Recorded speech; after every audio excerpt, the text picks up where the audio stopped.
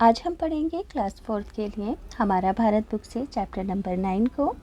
तो बच्चों पूरा ही चैप्टर डिटेल में पढ़ाऊंगी ताकि एग्ज़ाम की तैयारी 100% हो सके, साथ ही साथ सभी टेक्स्ट बुक के क्वेश्चन आंसर।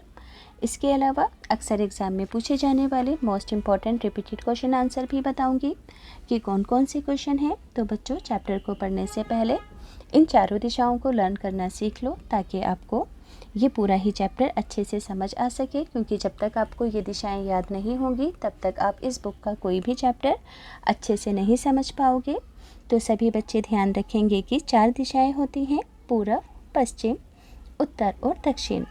तो बच्चों जो सूरज है वो हमेशा पूरब की दिशा से उगता है, यानी कि आप जिस जगह पर रहते हो सुबह के वक्त सूरज जिस जगह से उगता है वो दिशा जो होगी पूरब की होगी। अगर आप उस दिशा की ओर अपना मुंह करके खड़े हो जाओगे जिस जगह से सूरज निकलता है सुबह के वक्त, तो आपका फेस पूरब की तरफ होगा, सीधा हाथ दक्षिण की तरफ होगा, उल्टा हाथ उत्तर की तरफ होगा और जिधर की साइड आपकी कमर होगी वो दिशा पश्चिम में होगी। तो उम्मीद करती हूँ सभी बच्चे अच्छे से समझ गए होंगे। तो बच्चों चैप्टर का नाम है पर्व एवं त्योहार, खुशियाँ एवं उत्साह, यानी कि बच्चों इस चैप्टर में हम हिंदुस्तान के अलग अलग त्योहारों के बारे में पढ़ेंगे। तो पढ़ना स्टार्ट करते हैं। नंदिनी खुशी से उछलते हुए विद्यालय से स्कूल से घर आई। उसके दादाजी ने पूछा तो उसने चहकते हुए बताया कि कल स्कूल में रक्षाबंधन की छुट्टी है। दादाजी ने नंदिनी को बताया कि हमारे देश में बहुत सारे त्यौहार मनाए जाते हैं। तो नंदिनी उनसे कहती है तब तो पूरे साल बहुत सारी छुट्टियां मिलनी चाहिए। इतनी छुट्टियां होंगी तो तुम पढ़ोगे कब? दादाजी ने उसे समझाया कि पर्व एवं त्योहारों का मतलब है खुशी और उत्साह और एक दूसरे से मिलना, नए कपड़े और बहुत सारे पकवान भी। नंदिनी बीच में बोल पड़ी, क्योंकि बच्चों त्योहारों पर नए नए कपड़े और अच्छे अच्छे खाने भी बनाए जाते हैं। तो दादाजी ने हंसते हुए कहा, हाँ ठीक है, चलो आज हम भारत के पर्वों और त्योहारों के बारे में जानते हैं। तो नंदिनी कहती है त्योहारों के बारे में जानने के लिए पहले मैं अपने दोस्तों को बुला लूं ताकि वो भी जान सकें। आप जानते हैं कि भारत एक बहुत बड़ा देश है। यहाँ छोटे बड़े बहुत सारे त्यौहार मनाए जाते हैं, बिल्कुल सही बात है। और सभी त्योहारों को सभी लोग नहीं मनाते हैं और ना ही एक तरीके से मनाते हैं, क्योंकि बच्चों अलग अलग मज़हब के लोग अलग अलग त्यौहार मनाते हैं, जैसे कि दिवाली, होली, ईद, दशहरा, गुरु पूर्णिमा, गुरु पर्व, क्रिसमस आदि। तो सभी धर्म के लोग अलग अलग त्यौहार मनाते हैं और अलग अलग तरीके से। अब भारत में मनाए जाने वाले सभी पर्वों एवं त्योहारों को बच्चों 2 भागों में बांटा गया है। पहले हैं राष्ट्रीय पर्व और सामाजिक और धार्मिक पर्व। राष्ट्रीय पर्व क्या है? जिन्हें पूरा ही देश मनाता है, और सामाजिक और धार्मिक पर्व जो होते हैं उन्हें अलग अलग धर्मों के लोग अलग अलग तरीके से मनाते हैं। हम राष्ट्रीय पर्व उन्हें कहते हैं जिन्हें पूरा देश एक साथ मनाता है, जैसे कि गणतंत्र दिवस, स्वतंत्रता दिवस और गांधी जयंती। ये तीनों ही क्या हैं बच्चों? राष्ट्रीय पर्व है, राष्ट्रीय त्यौहार है। अब दादाजी बोले कि अच्छा, तुम में से कौन बच्चा बताएगा कि ये पर्व कब मनाए जाते हैं? तो पीयूष तुरंत बोल पड़ा कि दादाजी 15 अगस्त तो आज़ादी का दिवस है। तो दादाजी ने हंसकर कहा कि हाँ, वही स्वतंत्रता दिवस कहलाता है। अनुष्का कहाँ पीछे रहने वाली थी? बोली दादाजी, गांधी जी की जयंती 2 अक्टूबर को आती है।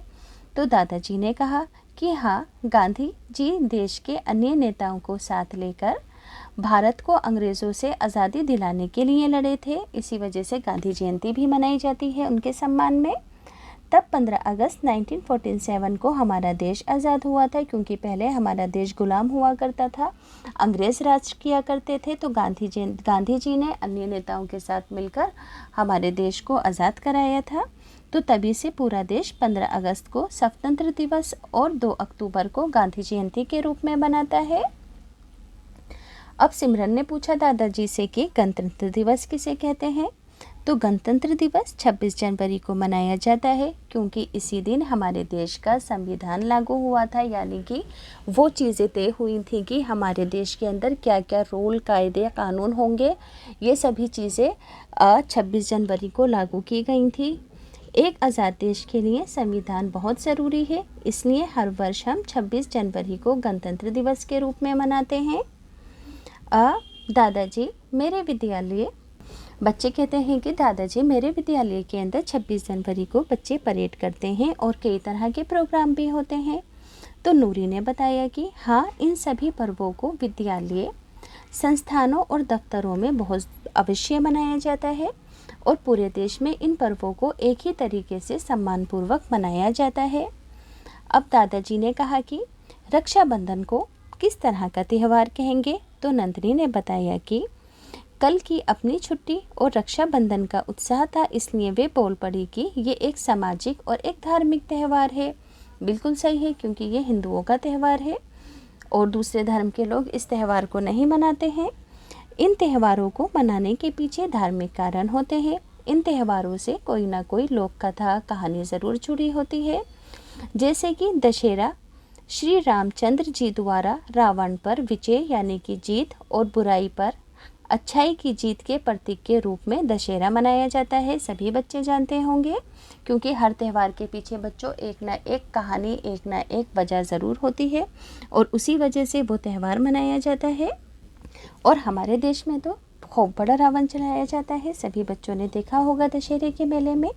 वैभव ने बताया कि अच्छा और क्या क्या होता है, तो दादाजी ने उसे बोलने के लिए उत्साहित किया। वैभव याद करके बताने लगा कि मेरी मम्मी दुर्गा जी की पूजा भी करती हैं। हाँ, दशहरे को देवी दुर्गा की पूजा से भी जोड़ा जाता है और भारत में कुल्लू का दशहरा व मसूर का दशहरा बहुत ज़्यादा मशहूर है। इसी तरह दशहरे के बाद बच्चों दिवाली मनाई जाती है, क्योंकि 14 साल का वनवास पूरा करके रामचंद्र जी अपने घर वापस अयोध्या लौटे थे। तब राज्य के लोगों ने खुशी में दीप जलाकर खुशियाँ मनाई थी। तो बच्चे कहते हैं कि दीपावली पर हम तो खूब सारी लड़ियाँ लगाते हैं, पटाखे फोड़ते हैं। सिमरन और हर्ष ने भी एक साथ कहा, लड़ियाँ लगाना तो ठीक है, लेकिन पटाखे मत फोड़ा करो, देखो इससे कितना धुआं हो जाता है। दादाजी ने बच्चों को समझाया कि पॉल्यूशन बढ़ जाता है। और फिर बच्चे कहते हैं कि हम दिवाली पर खूब मिठाई भी खाते हैं और एक दूसरे को गिफ्ट्स भी देते हैं। आपने अपने बनाए चित्रों में रंग ज़रूर भरे होंगे। रंगों का नाम आते ही आपको कौन सा त्यौहार याद आया, तो बच्चों वो त्यौहार है होली का। तो बच्चों रंगों का त्यौहार होली मार्च के महीने में आती है। इस दिन एक दूसरे को अबीर, रंग, गुलाल लगाते हैं। रंगों को पानी में घोलकर एक दूसरे के ऊपर डालते हैं। उत्तर प्रदेश में इस दिन शाम को होरी नामक गीत गाया जाता है। कौन सा गीत गाया जाता है उत्तर प्रदेश में होली वाले दिन? होरी नामक गीत का नाम है होरी। मथुरा की लठमार होली देश भर के अंदर जानी जाती है। इस दिन गुजिया नामक मिठाई बनती है, सभी बच्चों ने ज़रूर खाई होगी। रंग वाली होली से एक दिन पहले होलिका जलाते हैं। इसमें चने व गेहूं की बालियां भूनकर खाते हैं। इस समय पतझड़ के मौसम के कारण सूखे पत्ते एवं टहनियाँ मिल जाती हैं और सर्दियां जा रही होती हैं।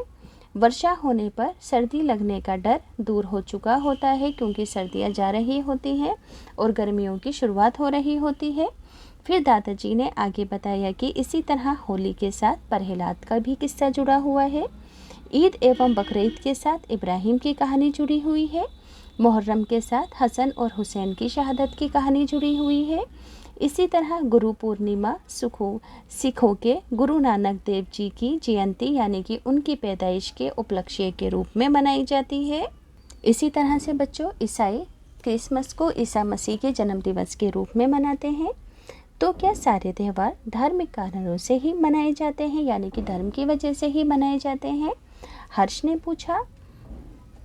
इन सभी त्योहारों के पीछे धार्मिक कारण ज़रूर होते हैं। देश में मौसम के बदलने, फसलों के पकने कटने के समय भी इनका संबंध होता है। दादाजी ने कहा कि दिवाली अक्टूबर या नवंबर के महीने में आती है।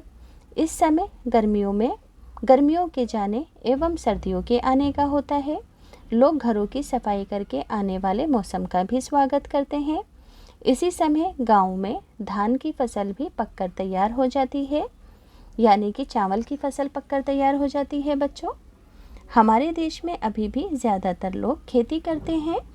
तो बच्चों इसी वजह से फसलों का पकना एक त्यौहार की तरह होता है हमारे देश के लोगों के लिए।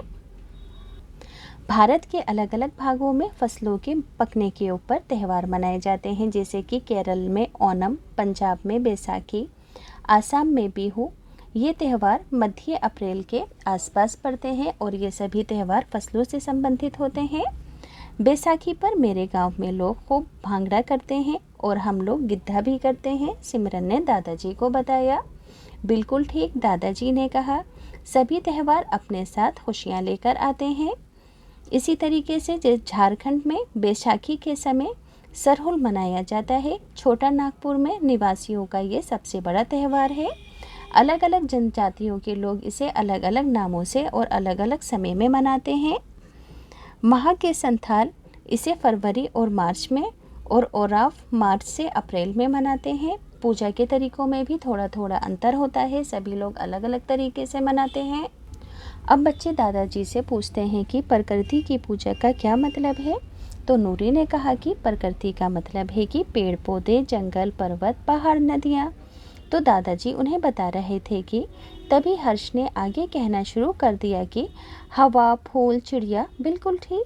सरहुल त्यौहार में भी आदिवासी साल नामक वृक्ष की पूजा करते हैं। सरहुल बच्चों एक त्यौहार का नाम है और इस त्यौहार में आदिवासी क्या करते हैं, साल के वृक्ष की पूजा करते हैं और धान के पौधे की भी पूजा करते हैं। मौसम के बदलने एवं फसलों से जुड़ा एक और त्यौहार का समूह आता है। 14 जनवरी के आसपास, 14 जनवरी को हमारे देश में ठंड में कमी आनी शुरू हो जाती है। तो इस दिन को उत्तर भारत में मकर संक्रांति के रूप में मनाया जाता है, क्योंकि इस दिन सूरज की रोशनी जो है वो गर्म होने लगती है। लोग नदियों में नहाते हैं, खिचड़ी बनाते हैं, खाने बनाते हैं।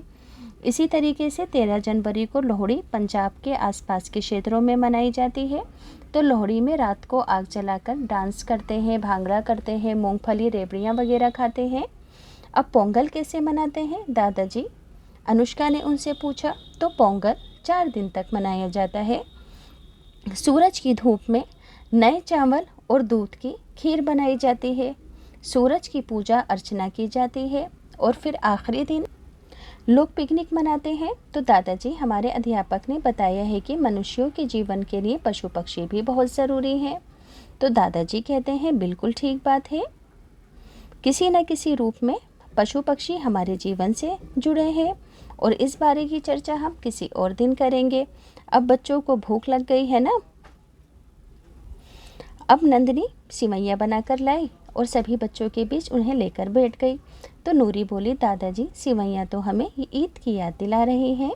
तो दादाजी ने बताया कि ईद रमज़ान के महीने के अंत में आती है, आखिर में आती है, लेकिन इसके पूरे महीने यानी कि 30 दिन के रोज़े रखने पड़ते हैं। इस समय सुबह सूर्योदय से शाम सूर्य अस्त तक कुछ भी नहीं खाया जाता, यानी कि सूरज निकलने के बाद और सूरज डूबने तक कुछ भी चीज़ नहीं खाई जाती है, उपवास रखा जाता है। तो बच्चे कहते हैं कि उपवास क्यों रखते हैं। तो दादाजी कहते हैं कि हमारे मन में अक्सर गुस्सा, लालच, लोभ और दूसरी चीज़ें आ जाती हैं और इन बुराइयों को अपने अंदर से ख़त्म करने के लिए एवं आत्मनिर्मल के लिए हम व्रत रखते हैं, उपवास रखते हैं। इस तरह 30 रोज़ों के बाद ईद मनाई जाती है रमज़ान के रूप में। इस दिन लोग मस्जिद में सामूहिक रूप से नमाज़ पढ़ते हैं, गले मिलते हैं, सिवैयाँ बनाते हैं, एक दूसरे को ईदी देते हैं। नंदनी बहुत देर से चुप बैठी थी, वो कुछ कहना चाह रही थी। तो दादाजी ने जैसे ही उसकी ओर देखा तो वो बोल पड़ी कि दादाजी, एक त्यौहार वे भी है ना जिसमें सेंटा क्लॉज हमें टॉफ़ियाँ व उपहार बांटते हैं। अरे हाँ, हम कैसे भूल सकते हैं कि कड़कती ठंड के बीच में हर वर्ष 25 दिसंबर को क्रिसमस मनाया जाता है। इस दिन को ईसा मसीह के जन्म दिवस के रूप में मनाया जाता है और सेंटा क्लॉज लाल और सफ़ेद कपड़े पहनकर इसमें उपहार बांटते हैं और बच्चे अपने अपने घरों में क्रिसमस ट्री लगाते हैं। तो इसी तरह हिंदी के कार्तिक महीने की पूर्णिमा को गुरु नानक की भी जयंती मनाई जाती है, जिसे गुरु पर्व के रूप में मनाया जाता है। इस दिन सिख लोग गुरुद्वारों में बहुत बड़े बड़े जुलूस निकालते हैं और इस जुलूस के अंदर वो अपने भक्तिमय शब्द गाते हुए चलते हैं। अब तक दादाजी थक गए थे, लेकिन बच्चे नहीं थके थे। उन्होंने दादाजी से कहानी सुनने को कहा। तो दादाजी ने कहा कि कहानी क्यों, अभी तो त्योहारों की बात भी पूरी नहीं हुई। इसके अलावा भारत में और भी बहुत सारे त्यौहार मनाए जाते हैं, जैसे कि महावीर जयंती, बुद्ध पूर्णिमा, भगवान महावीर एवं भगवान बुद्ध के जन्मदिन के उपलक्ष्य के अंदर मनाई जाती है। अब दादाजी शुभी चहकते हुए बोली कि मेरी मम्मी व्रत रखती हैं, क्या वे भी त्यौहार है? तो दादाजी ने प्यार से कहा, इसकी तो बड़ी लंबी सूची है। कहीं सावन में, तीज में, कहीं करवा चौथ में, कहीं एकादशी में व्रत रखे जाते हैं। पूरे भारत में ऐसे 30 त्यौहार चलते ही रहते हैं और ये सभी त्यौहार हमें खुशियों को मनाने का मौका देते हैं। त्योहारों से ही हम एक दूसरे से सारे गिले शिकवे दूर करके उनके साथ हम खुशियाँ मनाते हैं। अब दादाजी सभी बच्चों को त्योहारों का महत्व समझाने के बाद उठ खड़े हुए। अब तुम लोग खेलने जाओ, लेकिन उससे पहले मेरे हाथ की बनी हुई मीठी मीठी शिकंजी पीते जाओ। तुम्हारे दादाजी के चाय का भी वक्त हो गया है। बच्चे खुश हो गए और दादाजी भी चाय का नाम सुनकर मुस्कुराने लगे। अब बच्चों चैप्टर के फिलअप्स हैं कि स्वतंत्रता दिवस 15 अगस्त को मनाते हैं, 2 अक्टूबर को गांधी जयंती मनाई जाती है। ईद एवं बकरीद के साथ इब्राहिम की कहानी जुड़ी है। रंगों के त्यौहार का नाम होली है। बिहू नामक त्यौहार मुख्य रूप से भारत के असम राज्य में मनाया जाता है। पोंगल तमिलनाडु राज्य का मुख्य त्यौहार है। अब बच्चों देखो राइट रॉन्ग है। पोंगल तमिलनाडु में मनाया जाता है ना। ओणम केरल में मनाया जाता है। सरहुल झारखंड में मनाया जाता है। बैसाखी पंजाब में, मकर संक्रांति उत्तर प्रदेश में, गणेश चतुर्थी महाराष्ट्र में, छठ पूजा बिहार में और नवरोज़ कश्मीर में मनाया जाता है। तो सभी बच्चे अपनी अपनी कॉपीज़ में लिख लेंगे। राइट रॉन्ग है। 26 जनवरी भारत का गणतंत्र दिवस है, बिल्कुल सही। दशहरे के दिन रामचंद्र जी अयोध्या लौटे थे, बिल्कुल गलत बात है ये तो। 25 दिसंबर को क्रिसमस मनाया जाता है, बिल्कुल ठीक। मथुरा की लठमार होली मशहूर है, बिल्कुल ठीक। मकर संक्रांति 14 जुलाई को मनाई जाती है, तो ये बिल्कुल गलत है। अब बच्चों टेक्स्ट बुक के क्वेश्चन आंसर हैं, पढ़कर बताती हूँ। दीपावली मनाने के पीछे कौन सी कहानी है, संक्षेप के अंदर लिखो। तो आंसर नंबर 1 लिखोगे आपकी, जब रामचंद्र जी 14 वर्ष के वनवास के बाद अयोध्या लौटे, तब अयोध्या के लोगों ने प्रसन्नतापूर्वक मिट्टी के दीपक जलाकर दीपावली मनाई। इसी तरीके से दूसरा क्वेश्चन है, मकर संक्रांति कैसे मनाई जाती है? तो मकर संक्रांति के दिन लोग नदियों में नहाते हैं, खिचड़ी बनाते हैं और गरीबों को दान भी दिया जाता है। अगला क्वेश्चन है कि सरहुल त्यौहार में किस वृक्ष की पूजा की जाती है? तो सरहुल त्यौहार में साल के वृक्ष की पूजा की जाती है। पोंगल मनाते समय पकवान खुले में क्यों रखे जाते हैं? तो आंसर लिखोगे, पोंगल मनाते समय पकवान खुले में इसलिए रखे जाते हैं ताकि कोई कौवा उन्हें खा ले और इस बात को शुभ माना जाता है। ईद किस महीने के अंत में भेंट स्वरूप आती है? तो ईद रमज़ान के अंत में भेंट स्वरूप आती है। गुरु पर्व का त्यौहार कब और कैसे मनाया जाता है? आखिरी क्वेश्चन है। तो गुरु पर्व का त्यौहार कार्तिक महीने की पूर्णिमा को मनाया जाता है। इस दिन गुरु नानक जी का जन्म हुआ था। इस दिन गुरुद्वारों में विशाल जुलूस निकलते हैं और इसमें लोग भक्ति में शब्द गाते हुए चलते हैं। तो बच्चों स्क्रीनशॉट लेकर आंसर लिखते जाना।